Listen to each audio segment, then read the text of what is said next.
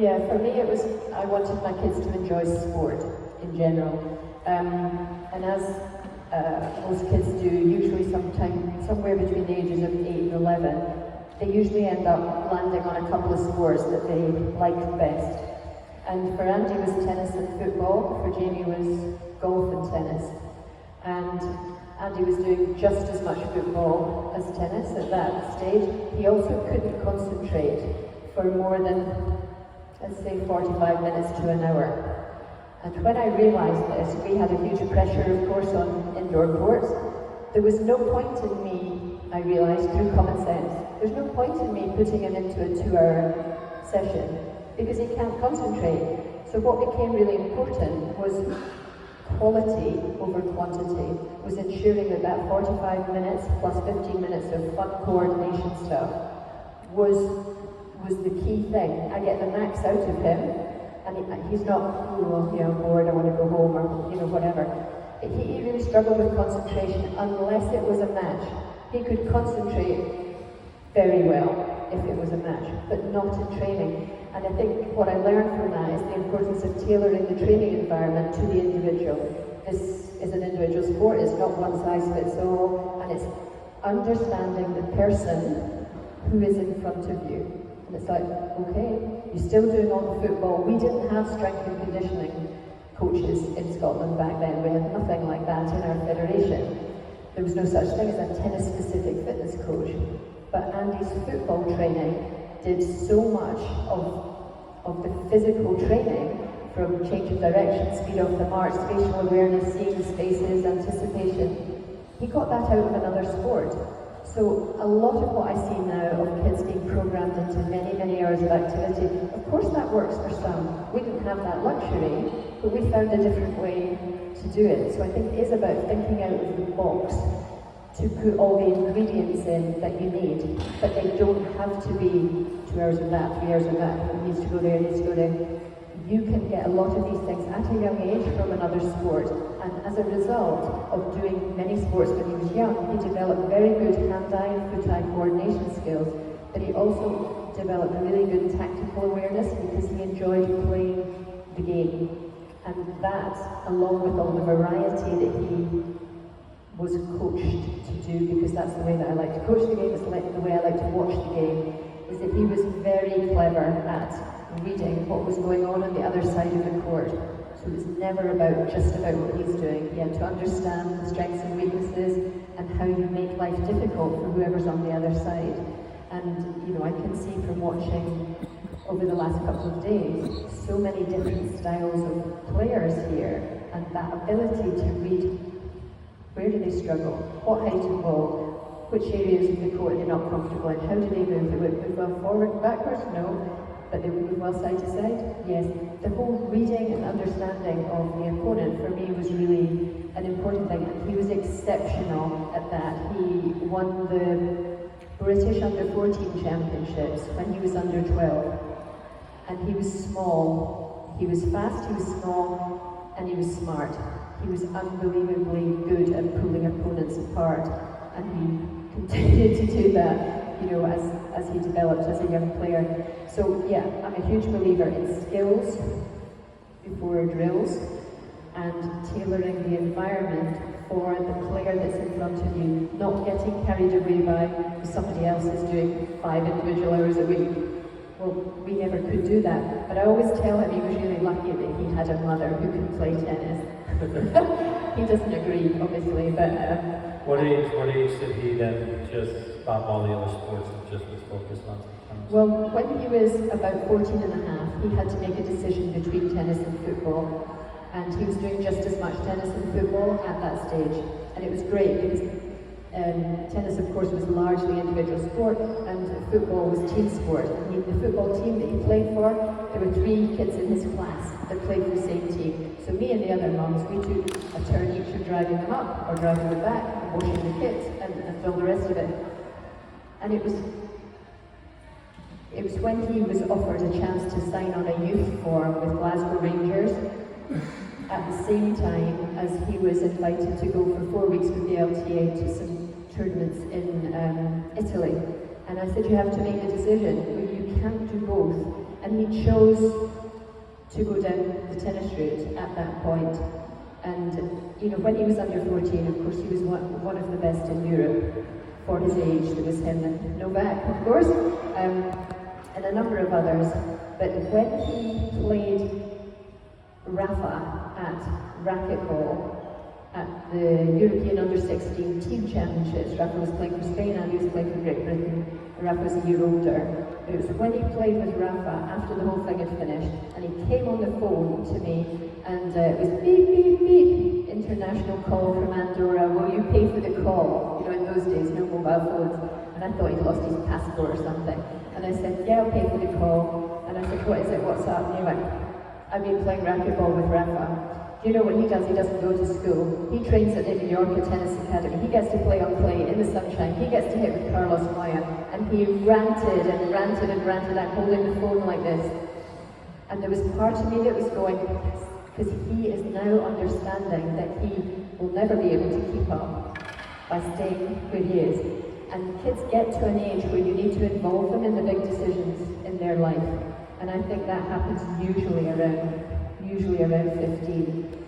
And so I said, okay, we'll go and have a look at some academies in Spain, because Rafa said you should come to Spain. And that was really what we did. So it was Rafa that led Andy towards going to Spain, even though I knew he would have to go to maximise his potential. And that led us into another thing of, well, the financing of it for a start, but also finding an environment that can give you everything that you need, from the schooling to the pastoral care, to the tennis program, to the fitness, to the physio. Finding somewhere that has everything is very difficult. It's very difficult to find somewhere that covers all of your bases. I don't know if that's possible still. Maybe it's better now, but back then it was tough. And but he went, and it was difficult to get him to come home because he loved it so much. And his best friend still is the guy that was his best friend at Rafa's academy. But it was a great experience for him. That doesn't mean it's going to work for everyone. But the access that he had, when any top players came in to train there, he always got to play a set with them or have a hit with them, because Emilio Sanchez, who ran the academy, recognised the potential, and he really created opportunities for him that we could never have created. So I just want to summarize. So at 12 years old, you're no federation, all by yourself, no other coaches, no funding coming in, right? Okay. At what point did any of that start to happen? There was any other, I guess I want to know, when did other coaches get introduced? Or all the way up until 14 when you went to Spain, it was all you, or were you introducing other coaches along the way? No, because I was the national coach. When I started, there was just me. I had no staff at all. And I recognised in time, once I'd established what my programme was going to be, that I was going to have to train or develop a workforce of coaches. I didn't have money to pay them, so I took on some young coaches who wanted to learn, and I gave them a good apprenticeship. And at that time, I think Andy was probably 11 and Jamie was 12, and one of the guys that I took on was 20 years old, and he looked like David Beckham. He had the dyed blonde hair with the diamonds in each ear, and he was really cool in a way that I would never be cool. And it isn't that cool to be coached by your mum. I recognise that. But I was always there, and I set the programme, and I got this guy to deliver on it. He could play quite well, and the kids really liked him. And he is like my third son now, and he is the Davis Cup captain of Great Britain, and he's the head of men's tennis and has been for many years at the LTA. So he actually formed a really great career out of our little cottage industry. But he had a great relationship with all of the kids, especially boys, but particularly with Andy. And I sent him with Andy a lot, one so he could learn, and two because it was more fun for Andy to go with him than always to go with a parent. But a lot of what we did in Scotland, by necessity, was we travelled in packs. We took the kids in minibuses down south to tournaments, we took them overseas. They went as a group, and it's much more fun. You can see the fun that the children were having here, doing their breakdancing and their tricks and things like that. So these big number trips for our kids, we were all like a family, and I think that had a lot to do with the fact that we got so many good players out of what was really quite a small pool. Okay, I'm moving all over the place here, but I wrote down here in my notes, when did you know? Like, when did you just like know? I have to say, I get asked this question all the time. I don't think you ever know. Come on. No, Don't seriously. bullshit us. Come on, there had to be a moment where you were like, okay, this kid's gonna, like, I can't believe this, like, it's gonna happen. Okay, I'm gonna say, not that he's gonna win all the Grand Slams and be number one in the world and be better, but how about, when did you know he was gonna be a top player? I think that when he was 16, when he was in his under 16 year, and he beat his first top 100 player. Okay, that's probably a good moment. That was quite good. And he won his first, what was called the Futures event then, which happened to be in Glasgow, and he was 16. These were good signs. The following year, when he was 17, he won the US Open Juniors. So he won that a year young, and all the stats suggest that the boys who win a year young, pretty much all of them went on to achieve great things. So that was a sign. I honestly think you never know what's going to happen. So I think just before Andy won that US Open Juniors, that was in the September, and 1 year later, he was playing Federer in the final of the ATP event in Bangkok, and he ended the year at 64 in the world.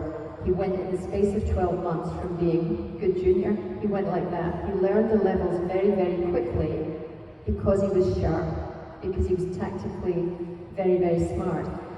But in the September of 2004 of winning the US Open Juniors, the previous December, he had come home he'd been at a couple of futures in Spain, and he'd had problems with his knee for some time. And he retired in a match in Spain, which is not like him to ever give up on anything, so we knew it had to be bad. He came back, and we couldn't afford a scan.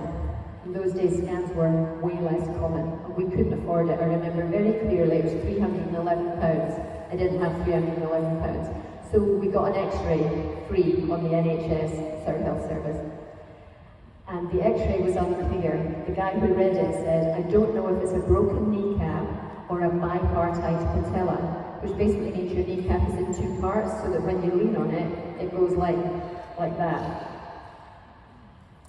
Anyway, I went to the Scottish Institute of Sport and I said to them, I need to have a scan and I don't have the money. They paid for the scan, which was great. He had a bipartite patella.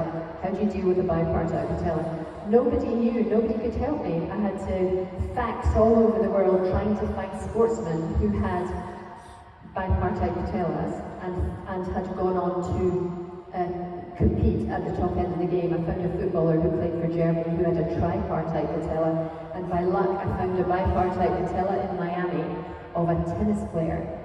And I faxing back and forward, as you did in those days, trying to ask him for access to his physio, his fitness trainer, to find out how they did it. I had to do everything like that. And then I took it to the Institute of Sport and I said, this is what we need to do. He didn't play for 5 months, 5.5 months.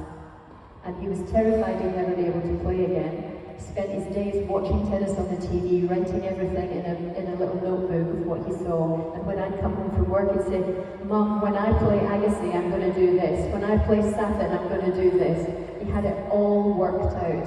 So 5.5 months he couldn't play, all rehabbing, boring, dull stuff, did it all.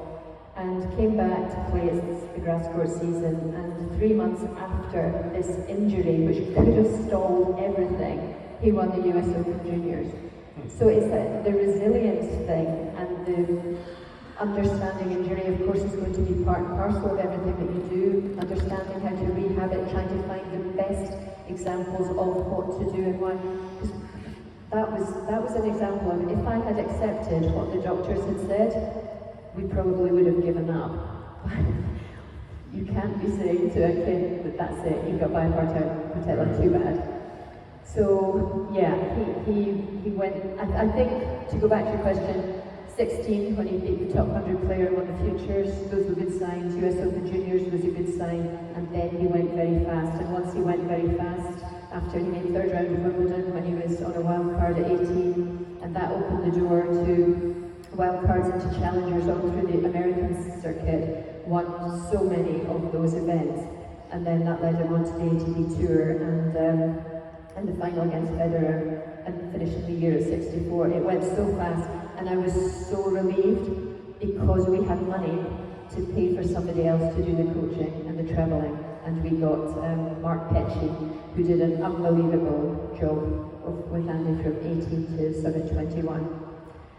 So I knew you knew. I knew you knew when it was.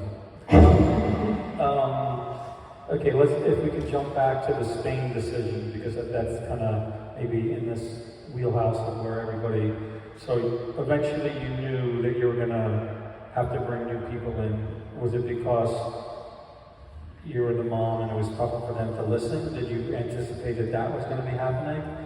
Or it was the Rafa call, he wanted to go, or was it all kind of? It was all of that. It was all of that. I knew that we were limited, what we could do in Scotland. I was limited. I didn't know. I hadn't done it before.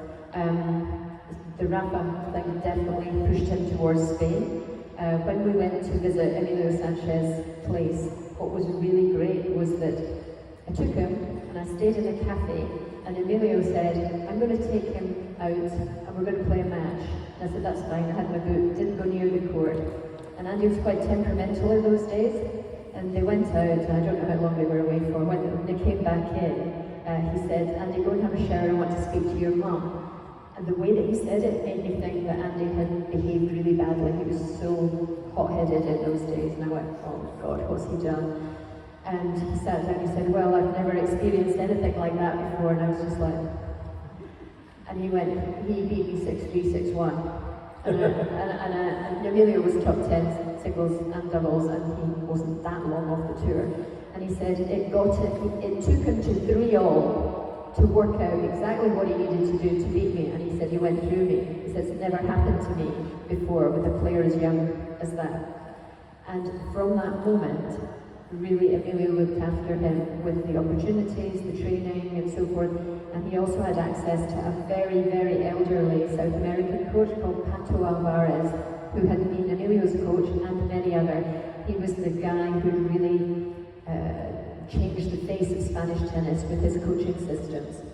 And for all that he was a very elderly, grandfatherly figure, he was very attention to detail, and he had very strict with his ways. He particularly helped Andy on the footwork and the movement to and from the ball. The thing that I wasn't so sure about all through this was that Andy he was very gifted, and he had great feel and great creativity, and I didn't want that knocked out of him. And often in these bigger camp situations with a lot of basket feeding, that is often not encouraged. It's more the hitting and you know, the power and so forth. And so I went over quite regularly, really to ensure that the slice and the drop shots and the changing of the pace, that all of these things that made him different and made life difficult for opponents were still kept in place. But I think that what I learned from that is that you have to trust people who know more than you, and you have to let them get on with the job. And I think that I probably over the years did a very good job with that, with all of the coaches that Andy worked with. I spent time with them, helping them to understand him as a person and how to communicate with him and how to manage him. I did all the logistical stuff in the background, but I let the coaches get on with what they were getting on with. I also was the one who would have to handle it when they decided that he needed a change of coach. And you need different people often at different stages. It's very unusual to go with the same person the whole way through your career. There are some who have done it, but it's very rare to find a coach who can manage the entire journey. And it's not easy. The further you get up the top of the game, the harder it is to find a coach who can really, really help you. And we got lucky right at the end when we brought Ivan Lendl in, because he was the person who'd been there and done it and understood what it took to win a Grand Slam, and he had already lost, I think, maybe 4 finals. And Ivan was definitely the resetting of the focus, being more aggressive more often. So is there anything that specifically that he brought to him that made him put him over the edge? Yeah, definitely the resetting the focus. I think we could look at a number of Grand Slam finals and go, that was the moment you let that go. You know, when you would get upset by something, you know, a bad call, a net cord, a missed opportunity, somebody heckling in the crowd, maybe the opponent's gamesmanship, things like that that just distract you, but they distract you for just enough time to let go at, you know, that top level. So definitely the resetting of the focus was a big one, and being more aggressive more often, and it could be quite passive. One more question about the academy, because I think a lot of people might, in the next few years, have to go make a lot of these decisions. What was your role once you dropped them there? Were you still advisor? Are you still, when he came home, you were on the court with him? You totally let go? How did you manage your coach-mom relationship as he got older? I know that, I mean, listen, we started managing, we've been trying to sign Andy since he's probably won the 12's Orange Bowl, but we recently signed him a few years ago, and you helped me get to understand him, to manage him. So, is that what you were doing with the coaches? Just maybe you could just talk about your role, how to let go of your son who you coached, because those are all tough things, and maybe some people here have to go through that. Yeah, there's another thing that I get asked a lot, and we're all different. We all have our own paths. But for me, one was the actually understanding from a coaching perspective, it's very difficult to do your job if you have constant interference. And the way to remove constant interference is to create a really good environment between the parent, the coach, and the player. So everybody knows what their role is, everybody knows what's happening, everybody knows what's next, and there's no confusion there. And certainly for me, I felt it was more important to be the parent than it was to be the coach. But I still had to be on top of absolutely everything, because I was aware that if something goes wrong, it will fall back here, I'll have to help to solve it, and I need to understand everything that he's working on. And I did all of that really with the coach, rather than obviously with Andy. Just inform me.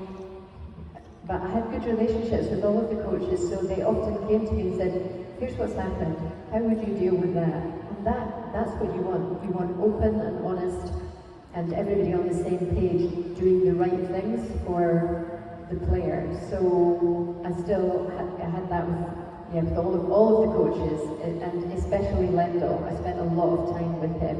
But he was saying, he's going, I need to develop the wide serve with Andy. I need to get him to put a bit of slice on it. He said he's resisting, you know, whatever. He said, I think he needs to change the grip a little bit. I said, don't mention a grip change. I said, I'll tell you what to do. I said, go and sit in the second or third row of the stand, like maybe at a pointed to which seat I wanted to go and sit in. I said, go and sit there and ask him to serve a wide serve so that you can catch it.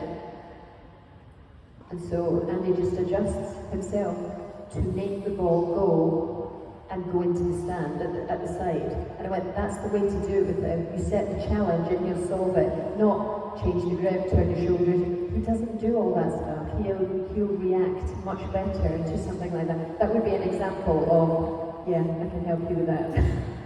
Okay. Your favorite Andy Murray match?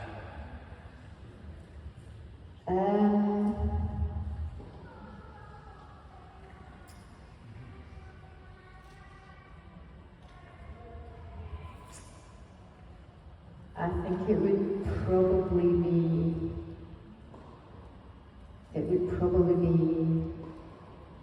the US Open 2012, his first Grand Slam win. It was 2 sets up, and you just, you know what it's like in a 5-set match, and you certainly know what it's like with Andy.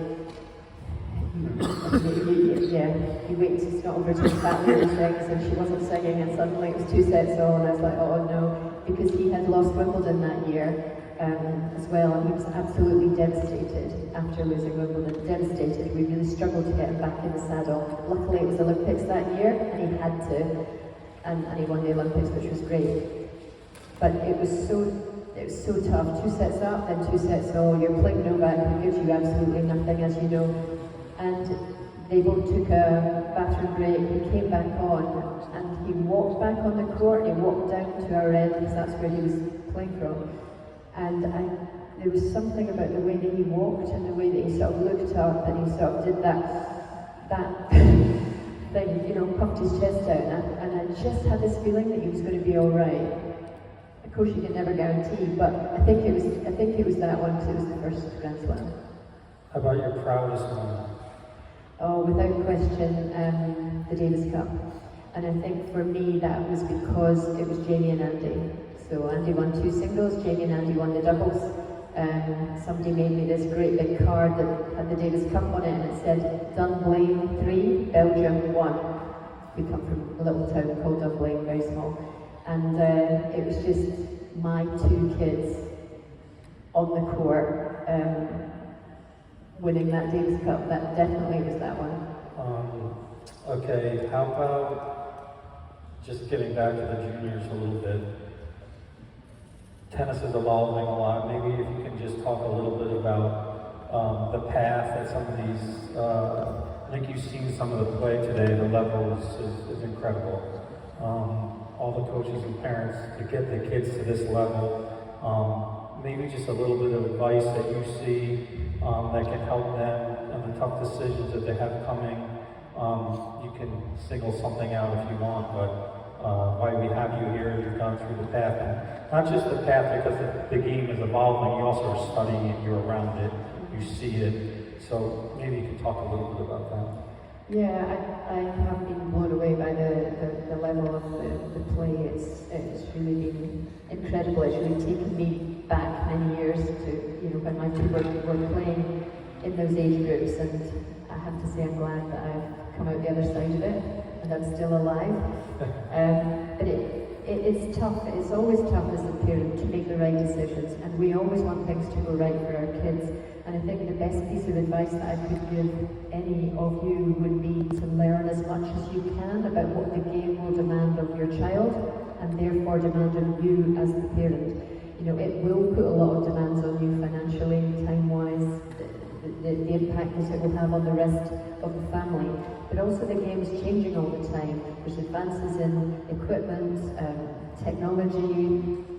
Learn as much as you can about the circuits that you will have to play in. Don't get caught up in feeling you have to play everything. Trying to get into the way of prioritizing the main things and investing in the preparation for those main things rather than going for loads and loads and loads of events. It just gets really tiring for the kids particularly. But I think that, you know, if I could tell you some of the things that I've learned how to do out of necessity, they were often born out of necessity because we didn't have money to pay anybody else to do them. But also things that I never would have expected to have to learn how to do tax returns in 5 different countries. I never would have expected to learn how to do massage. And I did massage because a lot of the junior tournaments, you can't find people to do the rub downs. And if you do, you know, finding it was 25 euros, I remember very clearly, I'm thinking, I could do that because I always had to go in. If you're with a minor, you always have to be in it. So I did a massage course, I did a PR course when it came to be time to understand how to handle the media. The media in our country were vicious when Andy started to come through. For all of us, it was an absolute nightmare. It's like suddenly you're thrown in the spotlight and nobody has prepared you for it. There's nobody there to help you, and it's like, so I would say learn as much about not just what the tennis will demand of you, but what the life and business of a full-time player is likely to demand of you as well. And start to, like you have here with the event, start to prepare the kids and the parents and the coaches for what is ahead. You know, doing your media interviews after your match, for example. The cool downs, the warm-ups, the scouting of opponents. I was doing video analysis actually before anybody else was doing it. In 2004, I took a video analyst to the US Open Juniors. We had 3 boys in the draw, and I took the video analyst from the Scottish Institute to film the next opponents, because they're all playing at the same time, so you can't watch your players and scout the next ones. So she would film it, then I would go through it with her, we'd pick out here's the main tactics, package it up overnight and present it to the kids in the morning. Here's where they can hurt you. So 3 things. Where can you cause trouble? How do you get out of trouble? What are they going to hurt you with, basically? And how do you avoid trouble? So those 3 things, I just packaged them into 3 things. And I learned how to do this video analysis. Nowadays, you get a link. It used to be a USB stick. Now you get a link to your match, and you get all the data from Hawkeye. You didn't get that then. But it's trying to find the little things that will give you an edge. That this is probably a little further down the line, but you can start kids off understanding it's important to watch your next opponent. Make some little notes of what you see. Watch tennis on the TV, watch the top players. You don't need to watch the whole match, watch it with the sound off, commentate on it. Say what you see, what is happening, because the better you can understand how to play the game, it becomes not just about how you hit the ball, it becomes more about the tactical and the mental side of things. So I think investing in yourself is investing in your kids, your players if you're a coach. So the more you can equip yourself, the more you can help them in the longer term. Okay, before we open up, are we able to do questions? Yeah? Okay, I have one last question and then we can open it up. Is there a coach that you wish would have coached Andy in his career? Yeah, I think I would have really liked him to have been able to work longer with Darren Cahill. Darren Cahill used to work on the Adidas program, and when Andy was sponsored by Adidas, he had access to Darren for a number of tournaments, and he was fabulous, very quiet, calm, under the radar, at a time when Andy needed, he was quite angry on court a lot of the time, and Darren was that safe pair of hands. He had worked with Andre Agassi, and his childhood hero was Andre Agassi. The whole thing was perfect, but we couldn't persuade him to leave Adidas and come with us. But he would have been the choice for me. I actually lied. I have one more question. Did Andy ever get frustrated that he was in this generation with those 3 guys, or he wanted it?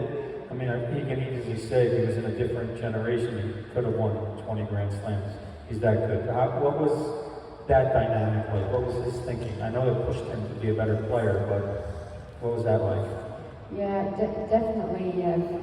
He was always in tennis for the wins, the championships, the titles. He was never in it for the fame and fortune. Never. So actually, the whole thing of being part of that Big Four era and constantly being up against Roger, Rafa, or Novak at some point in the tournament,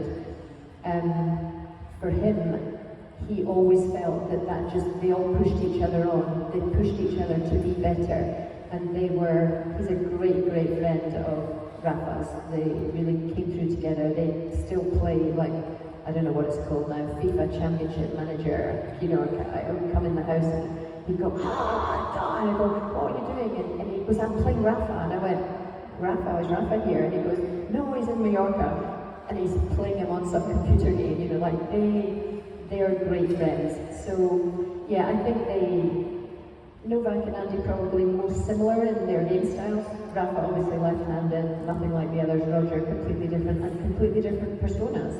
So it was a real challenging era, and I have a library of video analysis of the other 3 on every surface against all sorts of different opponents, like massive.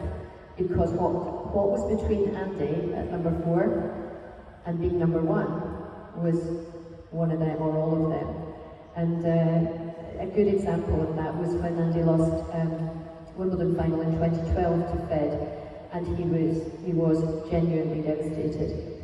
And about a couple of weeks later, he's playing in the Olympics final, same court, completely different event, and we get out the analysis of the 2012 Wimbledon final, and we analysed it to death, and he killed him in 3 sets. Amazing. Okay, we have questions? Here we go. Go ahead. So my question is more about his age, 12 to 14 years, and I wanted to understand his training structure a little bit. Rather than one specific question, I wanted to understand more about, did he mostly play on clay or hardcore between the ages of 12 to 14? And during his training, did he have sparring partners that were boys his age, or was he playing with hitters that you got for him? And how often would he play matches with young boys between 12 to 14? If you can just kind of throw a little more light on that. Yeah, so between 12 and 14, he would play predominantly on hard courts and predominantly indoor because of our bad weather in Scotland. So his best surface was always hard courts. He didn't really get huge exposure to clay because we didn't have true clay courts in Scotland anywhere. Certainly not any that are baked hard. But there were opportunities always to travel with our federation, the LTA, the British governing body, to under 14 competitions overseas that were on clay. So they would be largely between April and July, I would say. But the rest of the year, predominantly indoor hard courts.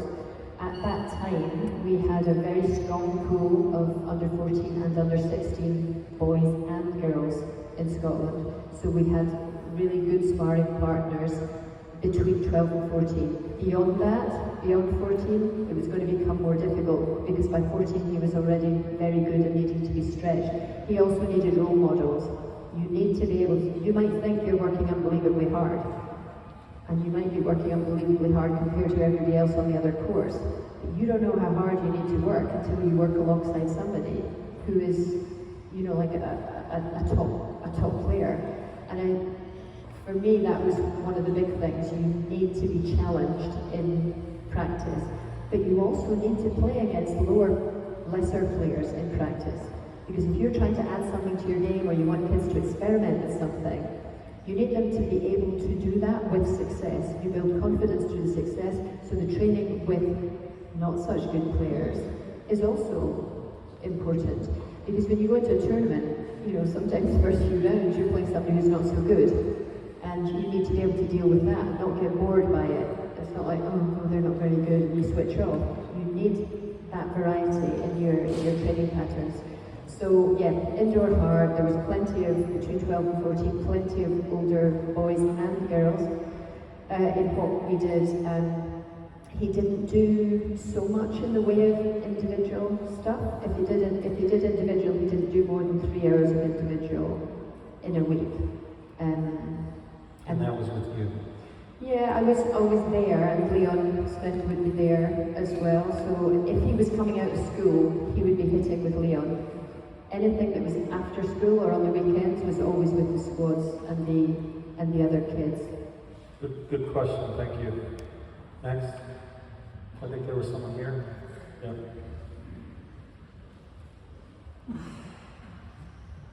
Thank you very much for this excellent presentation. That made us feel that, if mothers of champions have such concerns, that were actually, it's very normal concerns as mothers. Could you give us some advice? I mean, you've been lucky enough to have 2 kids who've been both played at the highest level of sport, but it's not always the case. I mean, our kids have 3 kids, and our youngest is the one who's playing here. How do you handle this in the family? The fact that you have 3 kids, and one of them, actually the youngest, is a bit better in sport than the others. How do you adapt with family life in your most, let's say, gifted child? Yeah, it's very, very difficult, the impact that has when so much of the attention is going on one, and so much of the way that it impacts family life is because of one. I'm not sure I could answer that for you. I think it is very important. Of course, if the family is behind the child who wants to become a player, it's important that you're all in for it. And it's important, I suppose, that the rest of the family don't feel they're being neglected because of that. So actually, the juggling and the planning of what you do with each of the children and who takes where. For me, I was fortunate. Both of my kids were boys. They were close in age. For the most part, they were going to the same things. If they were going to different things, it just meant I went with them and their dad. I went with one, their dad went with someone else. Or we made it a cool thing within the squad. We had a car share among all the parents. I don't know if that can happen in your situation, but you need to explore things like that. Can you take my son to this next tournament and I will take your son to the next one? It's quite good for the kids to be able to do that, to go without you or to go with someone else if you're comfortable with someone else.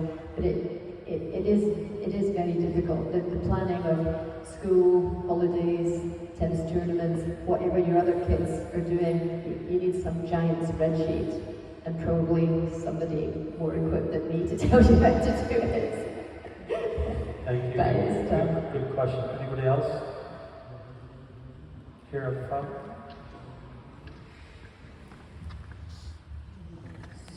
First of all, sorry about my son. That's okay, I have that effect on children. You said that he was very, very, very smart and he was very tactical from a young age. Is there any things that, as a mother, as communication, you think you helped him to develop in the sense? Because I would love my girl to be able to do that as well. I just want some advice. Yeah, that's a good question. When I learned how to play tennis, there was no such thing as a tennis coach in Scotland. So I came from an era where if your parents played tennis, your parents showed you how to play, and you learned to play the game by playing the game with the older kids at the club and then with the adults at the club. And so I learned to play the game. I didn't learn how to hit the ball, if you know what I mean. I just did it, and I copied,